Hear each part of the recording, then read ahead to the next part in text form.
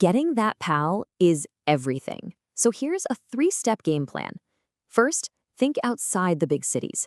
Provinces like Alberta, Saskatchewan, or Nova Scotia have amazing schools but way less competition for PALs than crowded Ontario and BC. Second, you have to apply early. Institutions only get a limited number of these letters, and it's often first come, first served.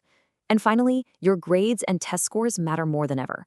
A great academic record makes you a much safer bet for a college that has to be picky about who gets their valuable PALs. So, while that undergraduate path has gotten a lot harder, it's also created a very clear priority lane. Let's talk about path number 2. For qualified applicants, this is a total game changer. The exemption for master's and PhD students is basically a green light, letting you bypass the biggest obstacles. I mean, the advantages here are just massive. First, you get to skip the whole PAL requirement completely. That's a huge hurdle that just disappears. Second, it's a clear signal the government wants you. They're prioritizing high-skilled talent, so your application is already viewed more favorably. And for PhD applicants, wow, it gets even better. There's a 14-day fast track for processing. It's simply the smoothest way in right now. So here's the bottom line, the most important action item.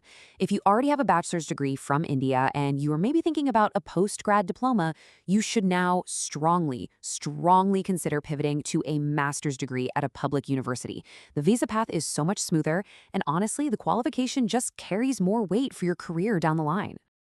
Okay, so we've decoded the numbers, we've looked at the 2 very different paths. Now, let's pull all these threads together into one final strategic action plan designed to maximize your chances of getting that approval. You can think of this as your personal cheat sheet for 2026. For high school grads, look beyond the big provinces and absolutely nail that IELTS score. For diploma holders, don't get another diploma. Look to upgrade and transfer into a degree program. For degree holders, it's simple. The master's route is your golden ticket. And for those of you with families, remember, a master's or PhD applicant can be the key to getting a spousal open work permit. And of course, the end goal for most people isn't just the degree, right? It's that post-graduation work permit, the PGWP. This is what lets you stay, work, and get that incredible Canadian experience. But, and this is a big but, to get one, you have to graduate from an eligible designated learning institution or DLI. These are the schools the government has approved, and choosing the right one is absolutely critical for your future. And here's the new reality check for what happens after you graduate. First, you have to stick to public institutions. A lot of programs at private colleges just won't make you eligible for a PGWP anymore. Second, be ready to prove your English skills again. And third, what you study matters more than ever.